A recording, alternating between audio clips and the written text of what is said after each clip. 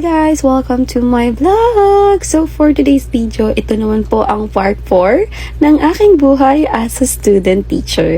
So pagdating ko guys, ito na naman, meron na naman pong program ang English Department. Kung napansin niyo sa first clip, kumakanta kami ng happy birthday dahil birthday nga po ng aking pinakamagandang city. Ang sip-sip! Anyway guys, nagre-record lang pala ako dito ng mga quizzes nila. Guys, today is Monday and then mag-quiz lang kami ngayon. Punta na ako sa aking second subject. Okay, tago na yung mga gamit. Kayo nagka-cramming, hindi maganda yan pag nakasanayan nyo yan. Matatarat na kayo pagdating ng panahon. Mas better na gawin nyo siya lang ng maaga, ng mas bago pa yung deadline kasi napaghahandaan nyo. Okay, maglabas na 1/4 sheet of paper. Ay, sabi ko nag-announce ako, di ba? May quiz tayo, meron. Pinasukan nyo, may screenshot ako. Okay.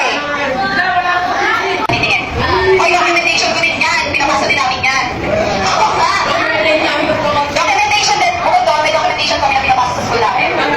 Ay, hindi. Ineme-eme ko sila na kunwari documentation. Pero guys, pang-vlog ko lang talaga yan. Wala lang. Kaya ako nagbablog guys. Kasi gusto ko meron akong memories na mababalikan pagdating ng panahon na nangyari talaga to sa aking buhay. Yan lamang po ang aking update for today's video. Thank you so much for watching. See you sa next vlog. Bye! Mwah! Ang galing pala ng student ko mag-drawing.